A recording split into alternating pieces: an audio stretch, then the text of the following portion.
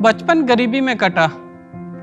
11 साल की उम्र में घर की परेशानियों से भागकर दिल्ली तो आ गया, लेकिन दिल्ली पहुंचकर क्या करना है कोई आइडिया नहीं था। नई दिल्ली रेलवे स्टेशन पर सोने लगा, वहीं कबाड़ उठाने लगा, फिर वहां से भी भाग गया। इस भागा दौड़ी में जब जब गिरा, खुद से संभला, खुद से सीखा। इसी गिरने संभलने और सीखने के दौरान मैं अपने लेट्स एंड डार्कनेस मोमेंट से रूबरू हुआ। मुझे अपनी राह मिली फोटोग्राफी में। मेरा नाम विक्की रॉय है और ये कहानी है मेरे लेट्स एंड डार्कनेस मोमेंट की। पुरुलिया बंगाल में मेरे पिता सड़क किनारे मशीन लगाकर टेलरिंग का काम करते थे। दिन में 15 से 20 रुपए कमाकर 7 बच्चों की परवरिश करना उनके लिए मुश्किल था। वे चाहते थे मैं मैट्रिक कर लूं, लेकिन जहां एक वक्त का खाना ठीक से नसीब ना हो, वहां पढ़ाई कैसे की जा सकती थी। मुझे नानी के घर भेजा गया। नानी घर में शरारतें बढ़ती गई और छोटी मोटी चोरी करने लगा। पढ़ाई में कुछ खास नहीं था। इस सब के चलते बहुत पिटाई होती थी। उसी दौरान फिल्म देखनी शुरू की। फिल्म की काल्पनिक कहानियों के काल्पनिक किरदारों से प्रभावित होने लगा। बड़े शहरों की चकाचौंध ने अपनी ओर मुझे आकर्षित किया। लगा वहाँ पिटाई नहीं होगी। 11 साल की उम्र में मामा जी के कुछ पैसे चुराकर नानी घर से मैं भागकर दिल्ली आ गया। लेकिन दिल्ली फिल्मों में दिखाए जाने वाले बड़े शहरों जैसा बिल्कुल नहीं था। दिल्ली पहुंचने के बाद क्या करना है कुछ नहीं पता था। नई दिल्ली रेलवे स्टेशन के बाहर भीड़ देखकर मैं घबरा गया।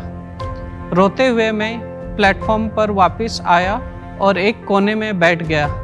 स्टेशन पर कबाड़ उठाने वाले लड़कों ने मेरी कहानी सुनी, मुझे खाना दिया। मैं उन्हीं के साथ स्टेशन पर कबाड़ उठाने लगा। डर खत्म हुआ और मैं आज़ाद फील करने लगा। मैं लाइफ एंजॉय करने लगा।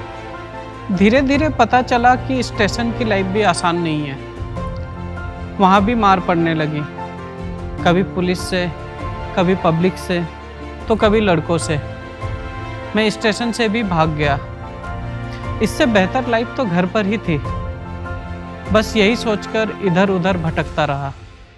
एक दिन किसी ने मेरी हालत देखकर मुझे एक NGO सलाम बालक ट्रस्ट भेजा। वहाँ मेरी रेगुलर स्कूल शुरू हुई। क्योंकि मैं पढ़ाई में अच्छा नहीं था, NGO के टीचर तिवारी सर ने मुझे पढ़ाई छोड़कर कोई वोकेशनल ट्रेनिंग करने की सलाह दी। मैं फ़ोटोग्राफी करना चाहता था, क्योंकि मुझे लगता था अगर फ़ोटोग्राफी करूँगा तो घूमने फिरने को मिलेगा। लेकिन ये कभी नहीं सोचा था कि प्रोफेशनल फ़ोटोग्राफ़र बन जाऊँगा, क्योंकि उस समय लगता था प्रोफेशनल फ़ोटोग्राफ़र बनने के लिए अंग्रेज़ी आना ज़रूरी है। मैं 18 साल का होने वाला था और सलाम बालक छोड़ने का वक्त नज़दीक आ रहा था। फ़ोटोग्राफ़र बनने के लिए कैमरे की ज़रूरत थी और कैमरा ख़रीदने के लिए पैसों की। मुझे कुछ समझ नहीं थी कि सलाम बालक से निकलकर मैं क्या करूँगा। जहाँ नज़र दौड़ाता अंधेरा ही दिखता था। मैं डिप्रेस्ड और डेस्परेट होने लगा। मैंने सलाम बालक से लोन की गुजारिश की।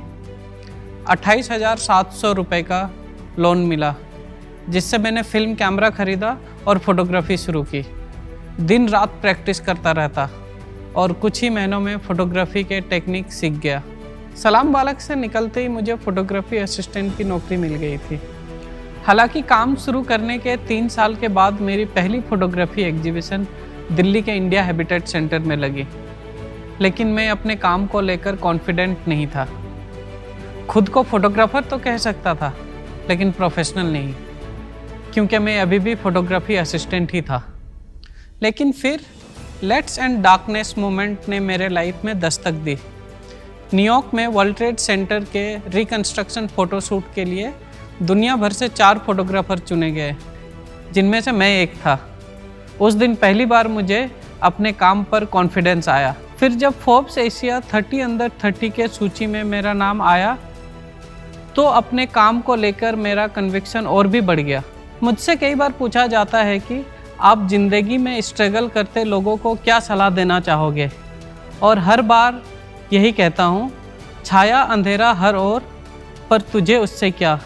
छाया अंधेरा हर ओर पर तुझे उससे क्या, राह देखेगी तुझे, एक लो जला के तो देख। Let's end darkness by creating our own let's end darkness movement. Let's end doubts. Let's end darkness. Havells Lighting. Better light, better life.